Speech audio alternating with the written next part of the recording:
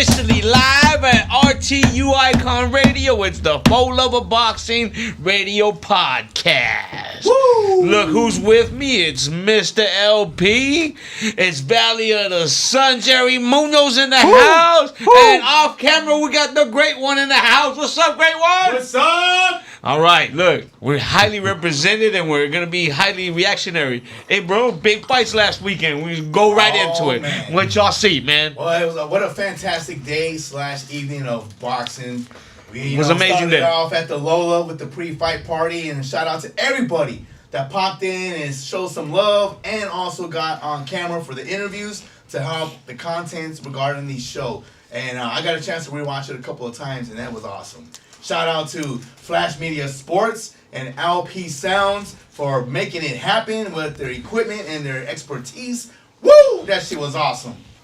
Look, you dropped the Ric Flair. What it is, Jerry, what it is. Very special day for you it was, man. Yo, it's your boy Jerry, a.k.a. Mr. Valley of the Sun on IG and Twitter, where you know I love to talk boxing, and I'm the proudly reigning, defending single father of the year, and it was on full display last week.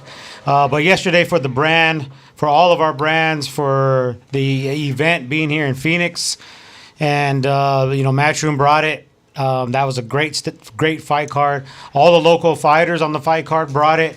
Start from the bottom and move all the way up to the top. So we had Muhammad. He came out victorious. And then we had Philip Vela, who fights out of the Phoenix area by way of Las Vegas. He was victorious. And then big shout out to Trini Ochoa. Came up a little short, but it was a lesson learned for the young man. And he's already back in the gym. I saw that too. He's very motivated. That's how you got to kind of do it. That's how you have to do it. Yeah. Why wait? Why soak in the sorrows? You know what you do is you live and learn, and you keep moving forward. That's showing his maturity. He was here a couple weeks ago, so I got a lot of respect for their team. So I want nothing but success for them and nothing less. So keep on that grind. Your success will come. Shout out to Trini Senior and Junior, father son combo trainers and fighter. I'm sorry it fell a little short for you guys in this home of scrap, but guess what? You'll bounce back, and we can't wait to see it. Heck yeah, we'll be here to support you. Let us know when you want to come back in studio, bro, to promote the next one. Doors always open. I'm hearing rumors that you might be fighting really, really soon. So if you hear some news, let your boys for Love of Boxing know about it. We'll be love to break it right here next week if we have to. Yes, sir. And then you go to the main card, and man, our homie Jordan Martinez shined. He shined bright. Man, he captured the crowd, captured the moment, man. Yeah, he really did. Well, he earned the moment. You know, he came out, and that was one of the longest ring walks. Awesome ring walk. It was one of the longest ring walks. He was showcasing that swag and confidence that he's carried. Good for him, though. That was his opportunity to do so, and he did it great and valiantly. And he held his own. He got off to a really quick start, and then. What was the homeboy's name? Cardenas came on pretty strong in the middle, started landing a little bit of that right hand, getting some of his own shots to the body going. And as soon as he lands something, then Jordan came back with a nice 4 or 5 piece combination. Just let him know that he ain't giving in. And some of them rounds were really tough to score, but you had to give some of those rounds to Jordan over Cardenas because he was landing more, he was throwing more, he owned the center of the ring. You know, he pretty much wanted to do what he wanted him to do. Listen, for me, as we were watching there ringside, I had scored at 6-4, and I thought I was going to be pretty liberal with me, right, considering Jordan's our guy, right?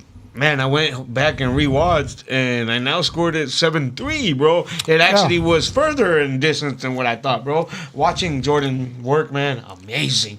Young man, you did it. That's all I'm going to say is you did it. You captured the moment, and you did it, bro. Can't wait to see what you got next coming up. So you got. Yep, I'm proud of you, man. I'm not too sure if you guys noticed me as we're sitting there ringside. Like I was on the edge of my seat during that fight. Yeah. I couldn't sit comfortably only because I felt like I needed to be closer to the ring. Yeah. And row one. No, it can't get much closer. But yeah, the homie next to me on the opposite side of y'all, you know, he's a casual fight fan, and he's a brother from another mother, and he looked over to me and he's like, "Bro, are you nervous?" And I'm like, I've never been more nervous for a fight. Yeah. And I think it was only because I wanted so much for him. I wanted so much for Jordan. That's a little homie, bro. And while he was he's been here with us about at least 4 times. While he was putting in work, while he was putting in work, in my mind, I was just like, man, like if the dude gets his hand raised as he's leaning towards in this fight, like it's not just going to be a great moment because we had our name on his trunks, but to see him get his hand raised because it was a hard fought victory and we were just along for that ride, you know what I mean, that journey, it would have been fucking phenomenal. And as the decision came out, it was a draw. You know, it was a split draw. Yeah. You know, one judge had it 8-2 for Jordan. Another judge had it 6-4 for Cardenas. And the 11,000 other people that were in the audience all had it for Jordan. Yeah. You know, and that was pissed off. All that booing you heard on the broadcast, that was the crowd being pissed off. They all saw Jordan win. Yeah. I saw Jordan win. You know, that was the crowd. That was the crowd being honest with themselves. I saw Jordan win, man. Yeah. So hey, shout out to Ricardo Henny's listening in. I see you out there, bro. That's what's up. Hey, but I just want to recap regarding Jordan, though, man. I'm so proud and happy for this young man. He's been carrying this it factor every time he's coming into here to speak with us, and the fights we've seen him at other venues and stuff. You know, he's got this swag, man. He's got this confidence aura that he carries, where he knows that this is his destiny, and this was his moment. And as you guys mentioned, man, that ring walk, man, he took his time. And it was beautiful. He was just soaking in the moment. He wasn't letting the if you will, the limelights get the best of him. That fool danced too much. He needs to relax. Jordan, next time, relax, fool. He was dancing too much, wasting too much energy. But once he got in that ring, it was go time, and he flipped that switch, and he was on beast mode, bro. It's just crazy that he's such a kind, very polite young man. And then just to see him become a monster once he's in that ring. He's a fucking monster. He's a scary dude. Man, I2 live in attendance, 6-4, very close rounds. And in all honesty, I was like, I really can't argue a draw because it was really that competitive. I was arguing. Shout out to both fighters, man. Cardenas, by way of Team Robert Garcia's boxing academy. I mean, so obviously he was fighting no chump. This guy could fight. But I also rewatched that fight, and I also scored it 1 round ahead for Jordan again. And what really got me, something that we've all have been talking about as we've been watching this young man grow, and his footwork was on. Oh, what you wanted to say was Guapo Damas was dead on with telling you that his footwork had gone next level. That's what I think you wanted to say there, my friend. I've been giving him props from day one, homie. From day one, but yeah, last week when we did the predictions, if you do remember, nah, my friend, I kept telling you that work he's doing. I've been giving Jordan his props with his footwork, bro. Yeah, I love the shit. Everybody go back and rewatch, you'll see. But with that though, I think that was the talent part. Cardenas is a solid fighter, and he's got a plethora of experience compared to Jordan. Yeah, and it was not a factor because that fast footwork that Jordan was possessing, and it wasn't even obvious. It was very subtle movements, getting out of range, just ever so slight where I thought maybe like ringside that they were touching Jordan, but then when I watched it on camera on the zone, I was like, ooh, slip. And that one round where we thought the best punch of the fight transpired, where yes, Cardenas did touch Jordan Martinez's face, but if you watch it again on replay, he rolled with it. Beautiful, a la Roberto Duran skill set. You know, that's a skill set that's very rare. That's actually carried out these days. So shout out to the Fuentes Boxing Gym and Chewy. Man, you're doing your thing, man. You're actually teaching these fighters some old school tricks. And that rolling with the punch was supreme. Because had he not know that skill, that could have been lights out. Phoenix. Yep, man. And then staying on Arizona being victorious, Abel Ramos did his thing on that card and was victorious, bro. Mm-hmm. It was so cool to see him actually push through because at one point in that fight, it was still 50-50 up in the air, man. You didn't know where it was going to go. He took on the younger, taller Smalls by way of Philadelphia, I believe, right? Mm-hmm. He was a Philly fighter who was coming here to do his thing. He had one of those, what bout was it? The IBF? Intercontinental? I don't remember, but he was defending a bout. Anyways, undefeated young man, and was taking on a seasoned veteran in Abel Ramos, and I was even a little offended for him too, man. Like Ramos has been on the short end on a number of decisions, and his record doesn't suit regarding what kind of fighter he is, because he's a hell of a lot better fighter than what that record actually portrays. With that, yes, as you mentioned, the younger guy was definitely off to a great start. And I remember ringside, I was listening and hearing those body shots. They weren't really freaking coming on too early in the first few rounds, but Abel Ramos started paying dividends, banging to that body as often as he could. And he too was using some nice footwork to get in there to freaking do a shift pivot and freaking hit that gut. And my goodness, once he slowed him down, he was there for the taking, and it became an excellent freaking scrap where Abel Ramos just gutted out a solid victory, man. That was awesome. I'm so happy for him too, man. To see that thrill, I rewatched that fight. I watched the whole fight card, but the raw energy, that raw excitement when he finally got that close decision call, I was so happy for him. I even shed a little tear for him too. So shout out to the Ramos camp. Shout out to Abel Ramos, man. Congratulations. I think the word you're looking for is a lubrication. He was so over the top excited within himself, almost like if there was a world title on the line. Yep. And so Abel Ramos mentioned to me right after the weigh-ins was that his plan was to use his experience, try to get him into the late rounds. And so I mentioned the deep waters. 100%. And then that was exclusively by Valley of the Sun. And that's pretty much exactly what he did. He paid dividends to the body early, and the other dude was a lot faster than him. Smalls was a lot faster. He looked like he was a damn good boxer. He looked like he was going to use all four corners of that ring to just box and box and box to the point where I think it was like second round, and the crowd was doing the wave only because it was just like we just saw Jordan and Cardenas throw down for 10 rounds, and every round was exciting. And the first 2 rounds of Smalls and Ramos was going to be just a boxing lesson.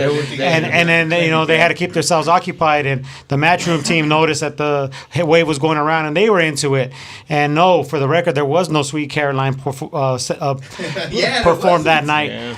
But back to the Ramos game plan is it did pay dividends towards the middle of the round. Abel Ramos started getting and landing cleanly to the head, and then that body work was just obviously recognized by the judges because some of the judges had Abel Ramos a lot more ahead than I thought he was during that fight. Listen, at that interview at the weigh-ins that you actually got that exclusive with Abel Ramos, man, he manifested it almost damn nearly word for word with the way it actually ended up playing out, man. The plan to the team, yeah, man. As you were sitting there watching, man, I mean, I'm sure you couldn't help but reflect on those words that he had actually given. As the fight was going on, I was just like, that's exactly what we talked about. Yep. And I'm sure he had that same manifestation with plenty of others in the media at that time too. But yes, sitting right there watching him work, it was a thing of beauty. I mean, the guy came in great shape, and he showed his experience because most fighters losing those first couple rounds early, you would have got a little, frustrated. Yeah. And then maybe they would have completely forgot about the game plan and just went into, like, I got to win now mode. Yeah. So Abel Ramos and the Ramos Boxing Academy in Casa Grande,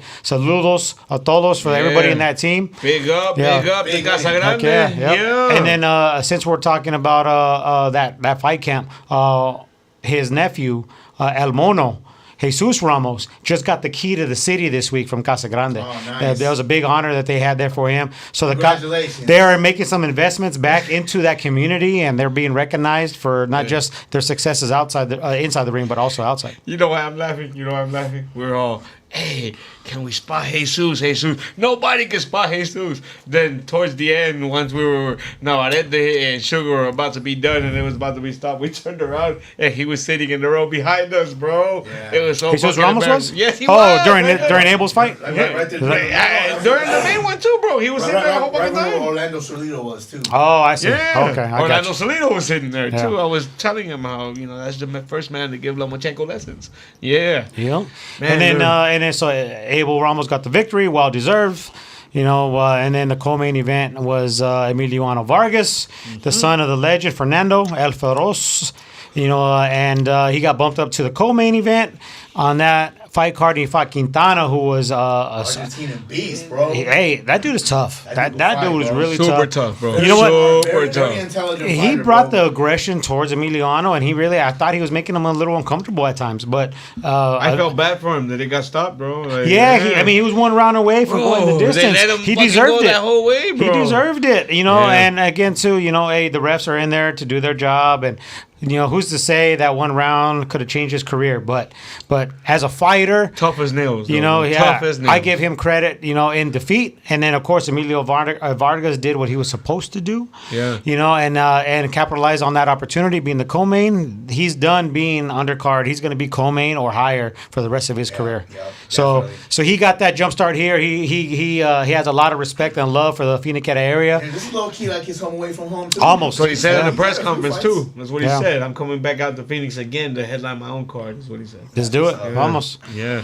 Yeah. We'll So be happy and to be there too, then of bro. course the main event. It was not quite a back and forth tussle as we expected, but it was still a fucking banger. No, it was an ass kicking. Nonetheless, two Mexican warriors, and it was on full display. One just happened to be taking more punishment than the other, and that was Sugar Nunez, who was defending his IBF belt against the WBO champ Emmanuel Navarrete, and Vaquero came out and he felt him out, and then obviously he just got on his boxing.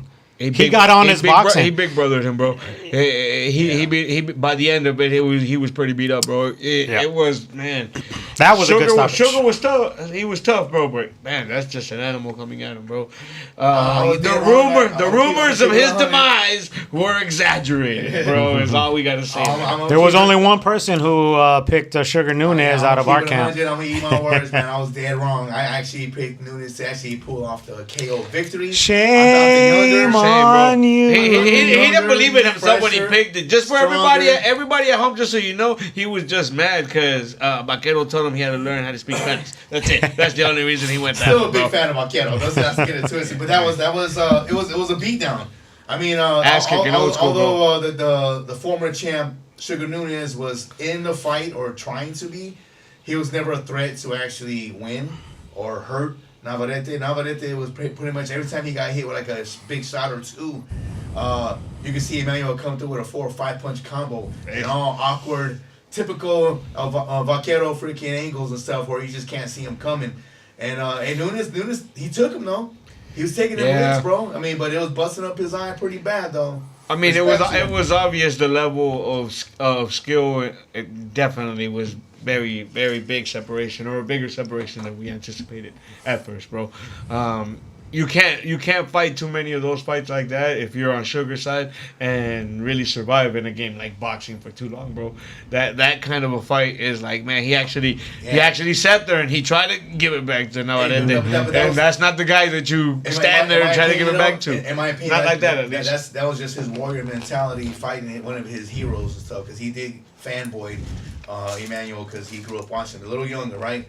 But Nunez doesn't fight like that though. He's a big puncher, but he's actually pretty smart in regards to his dissecting and stuff. I just think he didn't have a choice because every time he got any slight close, Navarrete was banging away and he was getting touched. He's like, well, if I'm going to get hit anyways, I better try to swing for the fences. It didn't work out for him. Well, you want me to tell you, at least for me, sitting there and watching that fight, where I think he went wrong was, I think his approach, bro, was I think he had to come out and win early and then try to do enough to try to get Navarrete out of there, because going down the stretch, once Navarrete heats up, Navarrete goes downhill very good. He's like a V8. I kept telling you, he's a V8 once he warms up. That fool won the early rounds. It was all over, bro. All the way to the end, and if we would have saw the final rounds, Emmanuel would have finished strong. Man, what a freaking engine. Yes, what an engine that mofo has in his freaking lungs. My goodness. Tell people, bro. And what's more surprising than anything is he's not body-esque beauty. He's got little side handles, and for a small guy too, like he's not chiseled or anything of the sort. He doesn't look like a fit man, but my goodness, is he extremely freaking has serious cardio. He's my hero, bro. That dude, the dad bod. Fuck yeah! Shout out to the team dad bods, bro. Yeah, no, Emmanuel Navarrete is not going to be one for any type of muscle mag covers or anything like that. But what he is going to embrace is boxing mags, combat mags, because he's a fighter. Yeah, man. You know what I mean? Amazing fighter. And he was the underdog at that fight last week, a lot of people were counting him out, which still is mind-boggling to me, bro. And I'm just like, who? What? You know, bro. The rumors of his demise were exaggerated. He proves he still has a lot left. And speaking of, aside from the name fighters that we just mentioned that was ringside, there's a couple of others that's in his radar: Raymond Ford and O'Shaquie Foster. O'Shaquie Foster was right there. Ironically, O'Shaquie was quoted saying he was there to scout out the winner. However, the only person he called out that night was Raymond Ford. Well, they got into it ringside, and Raymond Ford's been calling Shockey out. And so Raymond Ford was trying to get himself back on that, trying to get himself on the map. Shockey O. Foster, he was sitting next to us, and I was trying to pick his brain a little bit. Not willing to indulge too much with me. Obviously, you know, he has yet to grace these airwaves because otherwise he probably would have been more open to conversation. But nonetheless, he did answer a couple for me, and one of them was he preferred to fight Navarrete over Sugar Nunez if the verdict was the opposite way. But he lied to you 100%. He definitely lied to me. And there's a lot that he could have been lying to me about, and he didn't make a fan out of this guy, who obviously was not just trying to pick his brain just to see what the first thing would come out, but just his body language, his personality. You know, what is he willing to share? You know, with somebody else that's sitting front row ringside, and we're sitting here in the same boat as you, man. And so you ain't better. Long story short is I don't know if he's going to get that work. He can because they're both with Top Rank, but he's a WBC champ at that weight class, and Navarrete has 2 belts in that weight class. Well, it's funny you say that. I actually came across an article that I read this week where they're saying that for the September 15th weekend pitch that they're going to have, it's Mexico versus the world. And it would be Navarrete versus O'Shaquie Foster. They mentioned that, and I heard about that, and then I don't know how accurate that article is not coming from like the Ring magazine or anything. It's not, yeah. Who, what, where it wins, it doesn't mean nothing, bro, until those contracts are signed. And even with the contract signed... Yeah, but it's interesting, and for Banter's sake, that'd be an interesting fight, bro. I don't think O'Shaquie Foster wants anywhere near that fight. I stick to my original comment that I've now set by him, because last time we got words in, but we weren't sitting by him. He was just actually walking by, right? This time we were literally sitting in the same fucking row with him, and I gauged the same shit, which is he doesn't want no part of Emmanuel Navarrete, bro.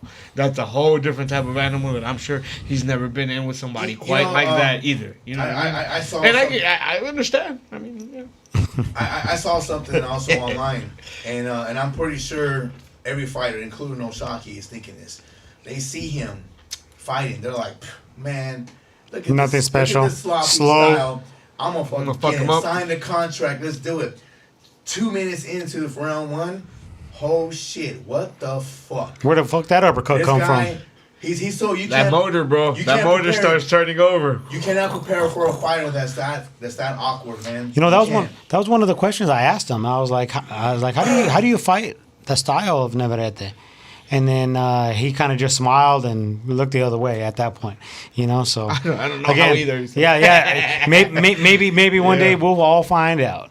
Listen, I always give my opinions as to how I'm kind of reminded with Navarrete. I usually say something about the Tijuana tornado being in my mind with how he reminds me, right? I'm actually going to play upon a guy like Margarito. You. No, yeah, I'm Tony Margarito, but I'm actually going to say, to me, when it's all said and done, I think that Emmanuel Navarrete is going to be remembered in the minds of those people that saw him fight and those boxing fans in the same way that James Toney is remembered. And that's a little bit of a nod to you, because I know you're a humongous James Toney fan. But those that saw James Toney do it, at those times you were like, holy shit, that was something different, right? And that's the same shit where you're going to, for those that saw Emmanuel Navarrete, you're going to be like, damn, that was something different. And that may not be like something that transcends and you go, oh, he was the greatest of a generation. You're not going to realize it until he's gone. Yeah, until he's gone, then you're gonna go shit. At least he was something different. Again, you guys. Yes, I was wrong on my pick. I'm glad I was though, and I did mention it. It's like if I'm wrong, I hope I am wrong, because I'm a big Emmanuel Navarrete fan. Not big enough. Not big enough. Not big enough. Hold on. I don't bet with my heart, man. You know what I'm saying? My head was telling me otherwise, and I was wrong, and I own that. But well, you should have bet me with your wallet then. Let me ask you guys this though: is his career at this moment Hall of Fame worthy? Yeah. Given some of the other people who have been in the Hall of Fame, already. You know, I think his body of work is definitely enough. Yeah, I agree. But the thing is that let's not even talk about that yet because he's still got some years. There's still plenty of mega fights with that focus. Yeah. I'm telling you, if him and O'Shaquie Foster fight on September 15th, that's a fucking big ass. So that's what I was trying to get at. Hold on. At this moment right now, 3 division champ. If he retires now. He took on the likes of Isaac Dogboe twice. Oscar Valdez twice in epic battles, and he's kicked the shit out of Oscar Valdez and in the last everything one. else in between right there. Okay, so I think it's definitely a Hall of Fame career right now. He will not be first ballot though. But he's not. No, it wouldn't be first ballot. I don't think so either. I think it would. I don't think he's first ballot. But my point is, it's harder. I'm a humongous. No, that's different, bro. And he proved to us last week that he's not done yet. Now listen though. He has at least 5 more solid fights. And some were writing him off, saying that he was over the hill. Yeah. Some people were saying he was quite done. Now listen. Father Time. I think was. Hear me out, because he also doesn't take. He also doesn't take time off, bro. So when they said about that Mexico versus the World card, that's a September 15th card. There's still Cinco de Mayo card, or a couple months in the summer in between, which Navarrete from here to there may fight 3 more he's a busy fighter. He's always been a busy fighter. Having said that, so you tell me he fights Fulton in between September 15th and now, and then he moves on to fight O'Shaquie Foster on the 15th. Now you're telling me that's a first ballot Hall of Fame resume if he gets those wins in there. Okay. I don't think he's going to give Shockey Fulton. I think he has a mandatory against that Suarez guy again. I mean, and if he takes care of business against that Suarez guy again, man, then that's still, you know. Yeah, so what I'm hearing is that yes. So he's got Suarez. He says he's willing to take Suarez if O'Shaquie's not next. But the problem with that is, the fucking sanctioning body's shenanigans. If he takes on O'Shaquie, he's gonna lose one of those belts because he's got to give it up. But nonetheless, though, the game plan is to go back and collect that belt, though. Exactly. Hey, that's all right. He's gonna gain O'Shaquie's belt in the process. Exactly anyway. what Alexander Usyk did. You know what I'm saying? Potatoes. I would rather see him versus O'Shaquie Foster straight up. I gotta make one more solid point about Navarrete that I found out after the fight was that this was the first time in his whole career that he brought a nutritionist into his fight camp. He hired a nutritionist to obviously make and prep all of his meals and stuff during fight camp where it wasn't so hard for him to make that weight, and that helped his stamina. It must have been definitely a big factor because he was on game the whole time. You're absolutely right. First time of his career. He got stronger throughout the fight. He looked really good. Even just for an extra few more years, but he found the fountain of youth, if you will, in regards to his game plan. And I cannot wait to see this man in action again. You know what's crazy for me with the whole interactions and the whole way that the fight played out? I've never been so disappointed yet impressed to be disappointed. We met Navarrete at the presser, bro. I was expecting to talk to an animal the same way he fights. This bull is one of the most professional, both of them, cool, well-spoken champs. Nice both of them were amazing, and I was so disappointed that he wasn't an animal, and yet at the same time so impressed to what level of professionalism he brought, what level of humble that man carried. That's what separates the man from the boys in this sport. In all honesty, you don't have to be a. You don't have to yap. You don't gotta. You don't have to be street thug, mean and shit out on the outside and on the inside. You got nobody to press it. Because what's wrong with you being a nice person? Not be timid for people and fans to come and say what's up to you and stuff. And then, like I've been telling you guys, those that know how to turn on the light switch, flip that fucking switch and be like, go time. Yeah. I'm a nice guy. Hey, how you guys doing? Manny Pacquiao is very prime example of just a good guy. I never had a chance to meet Pacquiao in person, but even Ray Beltran co-signed the situation that I thought from afar that he's the most nicest guy, and he's like usually the most nicest guy are the most dangerous ones because you just don't see it coming. Are you trying to tell me there's still gentlemen in this sport of boxing?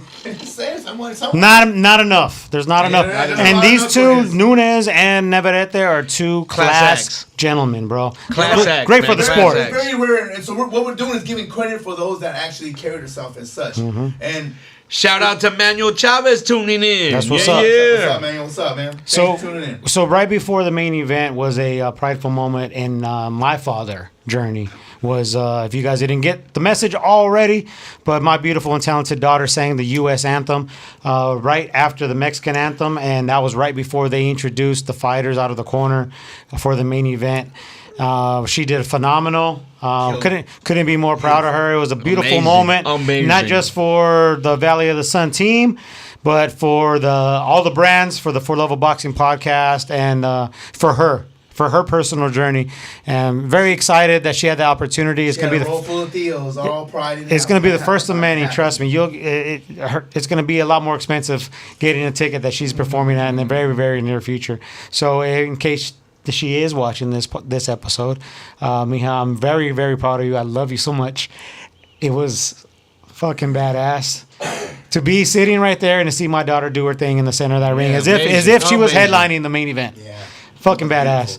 So yeah, that fight card was amazing. Everything about the atmosphere. I'm hearing a lot of positive feedback from some of the media that came out of the state that was covering the fight, and then also too from the promotion and everybody involved with the promotion.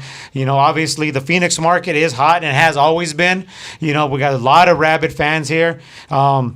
We would love for all those fans just to continue to support local boxing and support these big events. And when you consider that there's going to be a big fight coming up here in the Phoenix area, know that the For Love of Boxing podcast will bring to you the tailgate party before all those major events. 100%. If you came out to this last one, like Mr. LP said, kudos to all of you that came out there. Kudos to the Lola and everybody else involved with the production and the fans that showed up. It was a fucking awesome day last Saturday for the For Love of Boxing podcast. Thank you for Axel Perico Rosales coming through and saying what's up. Demon Watson coming through and saying what's up. Rambling Ralph coming through and saying what's up. Blessed us with 2 giveaways of signed David Benavidez boxing gloves, which was awesome. Yeah. We made a kid's moment, his first fight with his pops there at the arena, and they stopped by the Lola to say hi.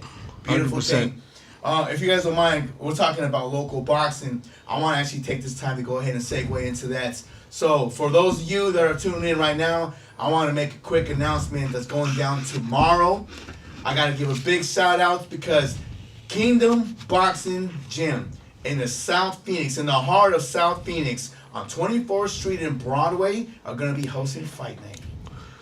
24th Street and Broadway, Kingdom Boxing, Coach Boom and his team is going to be doing it. Doors open at 3 o'clock. First bell is expected at 4:30, and we're going all night. You can definitely catch For Love of Boxing booth there in the house. We're going to be doing the usual, selling all the merchandise, and I'm going to be having some giveaways just to give to y'all. In addition, Flash Media Sports is going to be broadcasting the event live. If you can't make it, you can still tune in on YouTube and watch it. Also, LP Sounds is going to be setting up the camera and stuff, and we're going to be doing interviews on the spot from fans, parents, and the fighters alike. We're going to have fun all day and night. Come by to the booth, come to the event, and check out some local boxing. Support your local boxing events. Seriously, these guys, they put blood, sweat, and tears, literally blood, sweat, and tears, to prepare for these freaking matches. And let's give them a crowd to be entertaining and cheering them on. Man, shout out to Kingdom Boxing. Shout out to Coach Boom. And I cannot wait for tomorrow. It's going to be fun day. And I know my man Jerry's going to be joining me as well. We're going to be interviewing these peoples all day. Yeah, so that's tomorrow, Saturday, March the 7th.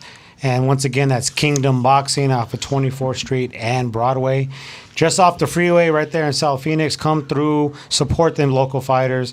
There's a lot of good food in the area. Shout out to Cocina Madrigal. Yeah. That's about a mile away from there. You could either get some food in you before going to the event, or maybe some food right after the event. They're open till 10 p.m. right a mile away from there. So yes, come to the South Phoenix area tomorrow. That's what that place to be for local fights. Say what's up to your boys. Yeah, if anything, man, you're going to get some good fights in. You get a chance to come say what's up to the For Love of Boxing boys. Come on now. It's a win-win scenario for you, man. Look, listen, man. We are here live on this Friday, right?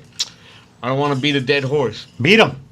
Whoop that trick. We were just talking. Yeah, no, we were just talking about the fight card last Saturday and how more big fights hopefully come in Arizona because there was such a big, vibrant support for it. I'm gonna tell you straight right off the bat, right? Jordan Martinez's draw. Does create another big fight.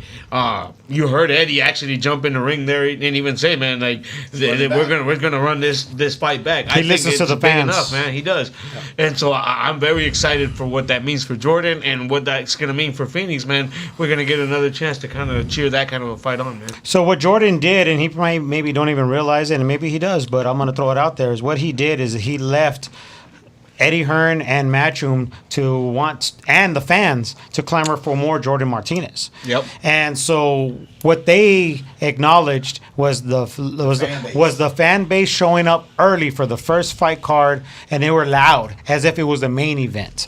So Eddie is a smart businessman. He realizes that there's some potential here, and then the fact that it was a draw deserves to be ran back. Yeah. So he's a man of his word, and I believe the fighters are going to believe him when he says this too, and he's not just trying to sell us a wolf ticket. But he would love to probably put that fight back on over here as the co-main event, or, God forbid, if they put it in a smaller venue, it's the main event. But I would love for a bigger fight card to come here and put that on as a co-main event because they deserve that shine again. Yeah. I agree. No, what would be nice is if maybe we have a bigger main event, but they make it a co-main event fight in one of the bigger cards. You know what I mean? That'd be real nice. Yes. I thought it could have played out perfectly that way, man.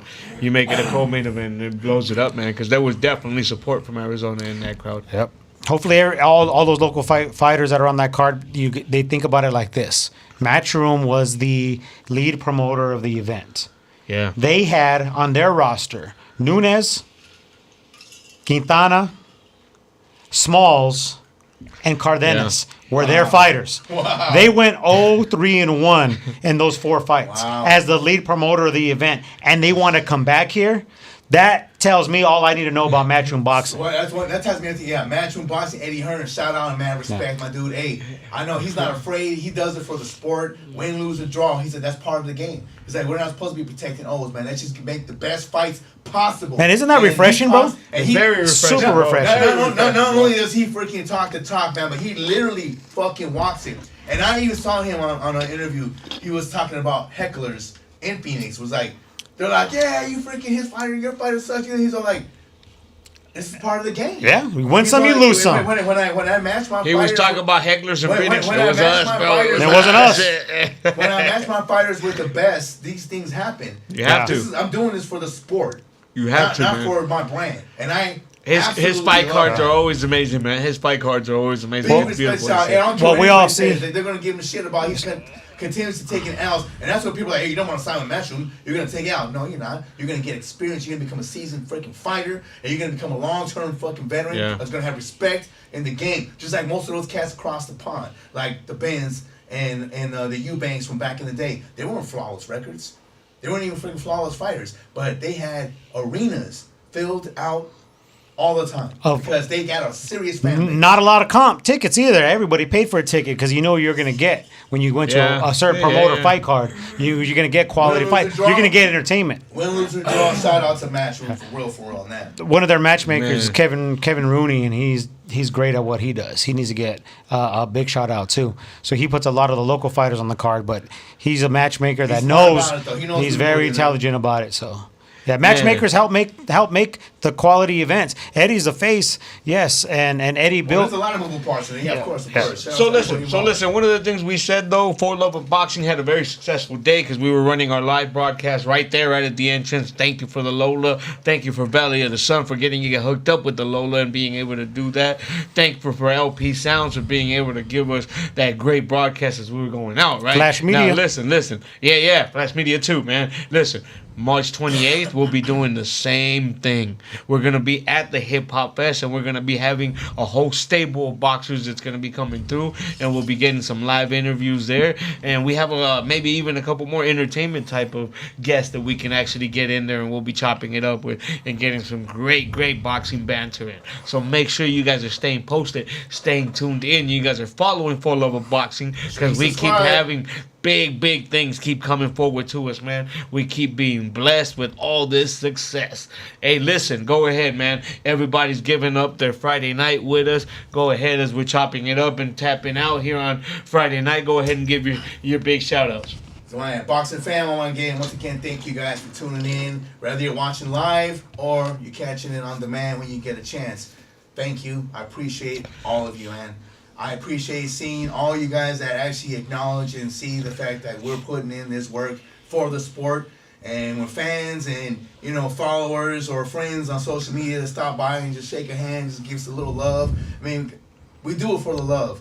And I appreciate that the love's being reciprocated and stuff, for real. So shout out to all the fans. Shout out to the promoters that are coming through, that are making the fights here where it's supposed to be, in one of the hottest freaking cities for the sport of boxing.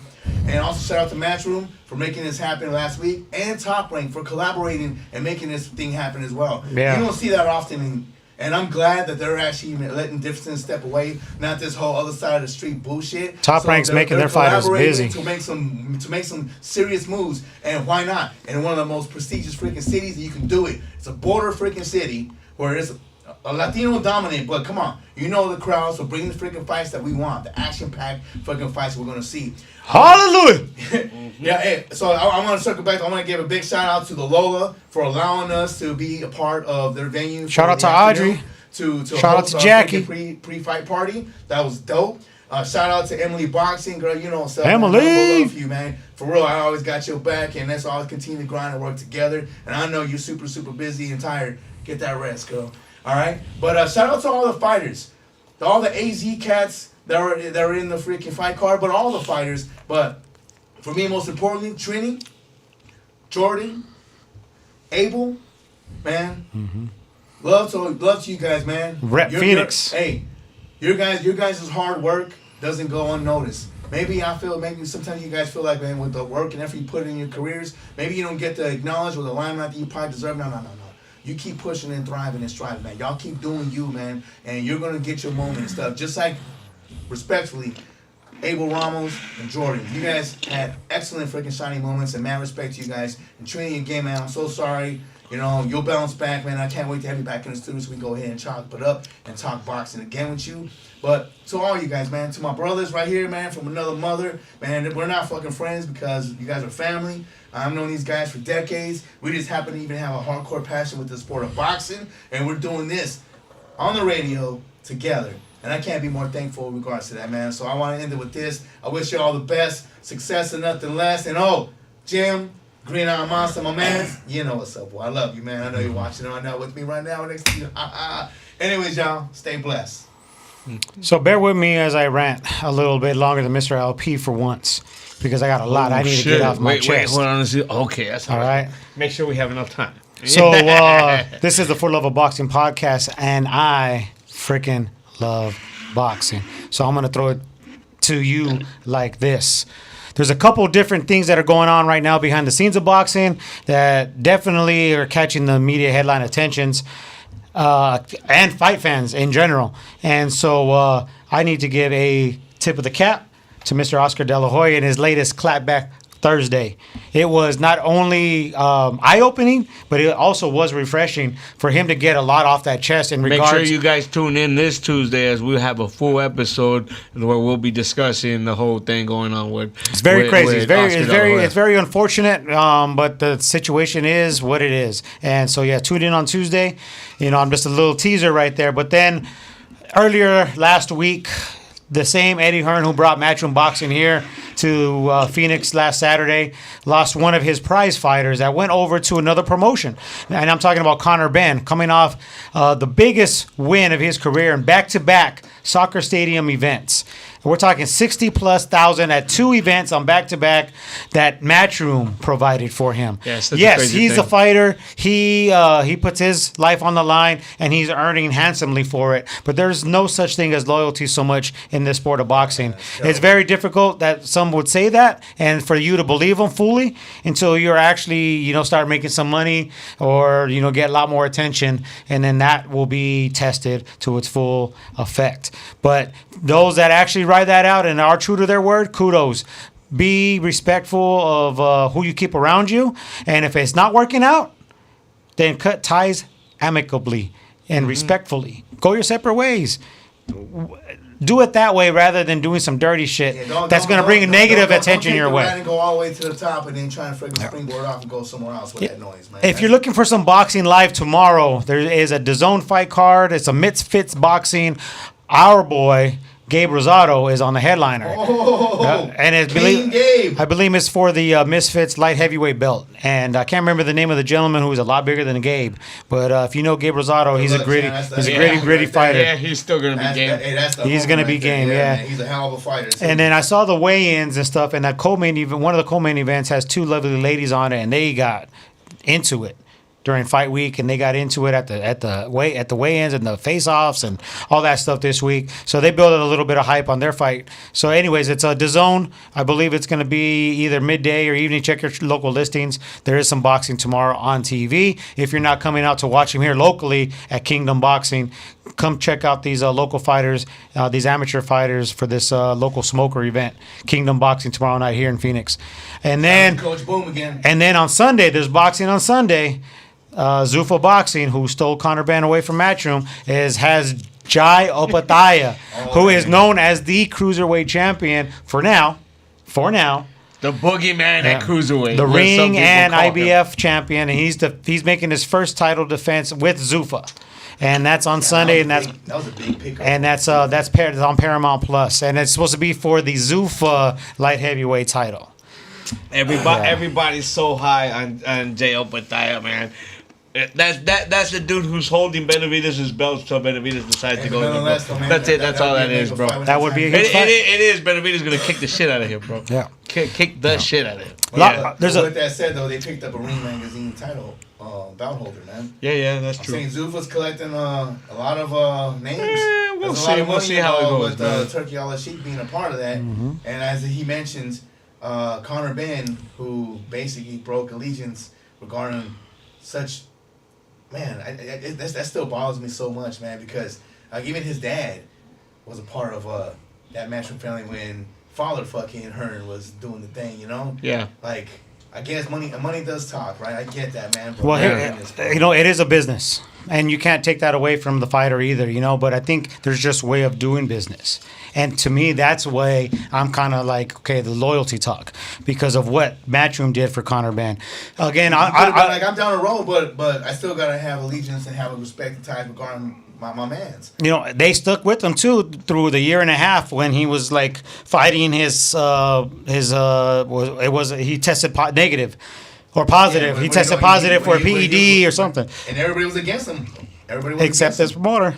Yeah. But nonetheless, he moves on, and from what I hear, it's a one-fight deal. Yeah, one-fight deal. 15 million. Yeah. Kudos to his manager, though. Yeah, Kudos to his manager, money, bro. But definitely shame for the way that Conor Benn went about it. It didn't play out the way they wanted it, but most things in boxing never really play out. So that fight he took a fight against Regis Prograis. Ooh. That's who that one fight is, and it's going to be the co-headliner for the Tyson Fury fight on Netflix in London. And so that fight's going to be, I believe, what is it, April? I think it's the end of April. Yeah. So that's not a fight card then. He's just it's a ring promoted fight card, but Ring owns pretty much Zuffa, so. But Zuffa Boxing anyway. So anyhow, that fight card is building up to something that's got a lot of speculation on it. And there's another big couple fights that were announced recently too. So I just want to touch on those real quick. I mean, you got the reigning, defending two-time heavyweight champion Alexander Usyk fighting in May, and it's going to be in Gaza. I guess they got pyramids out there, and they're going to put a ring in front of the pyramids. And it's going to be a spectacle. Where? Gaza? In Gaza or something like that, somewhere in the other part of the country. I hope it's not in Gaza. Trump's doing some shit out there right now. Yeah, it's somewhere where they got pyramids, bro. And they're talking about putting the fight on out there and stuff. It's going to be one hell of a spectacle for TV, but I'm just kind of like, Alexander Usyk's only got a couple fight left of his career, and he's fighting some kickboxer, making his boxing debut, and I guess this guy's a somebody in the kickboxing game, but this is boxing, bro. You're using your feet. I'm not trying to knock you because I was a big fan in the 90s of Troy Dorsey, who was a former boxing world champion, and he went into boxing, and his record was very, very, it wasn't pretty at all, but What a fucking beast. So, I mean, I got nothing but respect for Troy Dorsey and what he did for the sport of boxing. But he worked his way up from Tuesday night fights to Friday night fights to, you know, the big scenes of taking on world champions like the, you know, Gabriel Morales and freaking so on and so forth. But this guy is coming straight in his pro debut, taking on the baddest man on the planet. That's a little silly. Yep, very silly if you ask me. Usyk keeps ducking Joseph Parker. I said it. I said it. And then, of course, you got Mayweather back in the news. And, hey, listen, hold off on it, because that's also going to be a Tuesday feature that we're going to be. Okay, we can get to there too. But yeah, if you heard the news about a certain individual by the name of Manny, you know, he comes from. Yep, I heard about that guy. Yeah, then him and Floyd Money Mayweather are going to have another go-round. We'll talk about that. Tune in on that Tuesday episode. And then lastly, bro, big up to MVP Promotions. They are bringing boxing back to ESPN, and they said that officially today. Oh, my goodness. They are starting MVPW, which is going to be a women's boxing fight league, and it's going to kick off April 5th in the UK. Beautiful. And they're going to have Alicia Baumgartner headlining should have already the event. made $1 million off of that. Boom. And well, he's doing the damn thing. Him and Nikisa, they are doing the damn thing for women's boxing. They are bringing boxing back to the ESPN main platform. It's a beautiful thing. We're talking Fridays and Saturdays in big venues. That dude's doing so much for the sport of boxing, man. Mad respect. Carlos's favorite female fighter, Holly Holm, they announced the rematch against Jennifer Hahn for her belt. And so that fight's going to be in Hahn's hometown of El Paso, Texas. Should be a big spectacle. I saw Crystal Poppin actually posted that, so I guess she's doing the ring walk again. That would be awesome. That would be awesome. But yeah, shout out to all the promoters that are actually doing the best for their brand, and MVP and Matchroom. And the only reason why we're talking about them so much is because they are doing the damn thing. Top ranked fighters are keeping their fighters afloat for now, but they really need to get a broadcast partner. They got to get more active again. They have so much talent, and those fighters are not going to want to sit for long. They're going to get weary. Golden Boy the same. Golden Boy the same. They are putting together some big fights. You know, they got the May 2nd fight with Zurdo and Benavidez, and that's half their fight card, but it's not enough. They got another fight card, a smaller fight card coming up in a couple weeks, also on DAZN. But yeah, they got to do a little bit more, and everybody in between. Fight dates are going to be hard. You're going to have to work with all these other promoters, and I love it. Everybody working together for the benefit of the fight fan. Sign me fucking up. Yep. Yeah. Hopefully they keep these big fights going, man, and they don't turn it into when they stop working with each other. And if they want to bring big fights, bring big fights to Phoenix AZ, and the boys are going to do the tailgate party, and we're going to do the whole day event. It's going to be a blast. That's good. Are you done with your shout-outs, my man? Look, he did say he was going to double up Mr. LP. Hey, we're talking boxing. He wasn't lying, bro. There's a lot of boxing going on that we're excited about. There's a lot more we didn't even talk about. We got Fundura Thurman coming up at the end of this month, too. You know, that fight card is going to be, I think, entertaining enough. And real talk, with Jerry basically saying this, man, y'all better be staying tuned, because we got so much more boxing to be talking in these next coming episodes, you dig? And I do got one final shout out. Go ahead, bro. My sister from another mister, Adriana, her beautiful daughter, Audrina, has a Sweet 16 coming up. So your boys are going to be live in full effect over there. We ain't going live, but we going to be there getting live. But we ain't going to be live. Your boy's going to be lit. I'm going to have a good time over there. Very proud of that young lady. Shout out to Adriana Pena and her fam. You know, they are fan of this broadcast too, and so I love Adriana like a sister. So I got to give a shout out to Adrina, and shout out to everybody over there at Betty Fairfax High School, the choir program, and they got a New York trip coming up. So I look forward to celebrating her, give her some blessings so she could have a good time during that trip. But yeah, so your boys are going to be in the house next week, and looking forward to it. So yeah, shout out to that young lady and that fam. Yeah, indeed. Yep. Listen, I've been waiting patiently. Only have one shout out this week, man. Big shout out to my son, Steven. Man, he's my youngest of my kids, and he is turning 18 years old today, and is the last one of my children to be an adult, man. So, man, I just got to let you know, son, you validate me in every sense of the word. Man, my existence is only happy because you're part of my life, man. I will always be there for you, and anything you should ever need in your life, understand that your father will be there to help you through it and guide you through it should you need my guidance in anything, man. But I won't even see how that even plays out because I learned more from you in my own life than I'm sure you've learned from me, man. I love you more than words can explain. And to you, man, the world is at your beck and call. Salute, my son. Yeah. Happy birthday. Happy birthday, Steven. And we most definitely are out. We'll see you back here next Friday, but make sure you tune in this Tuesday for you get that Oscar De La Hoya, Virgil Ortiz Tuesday, where we're going to be talking about a little bit of what's going on with that. Yeah. See you guys later. Baby. We out.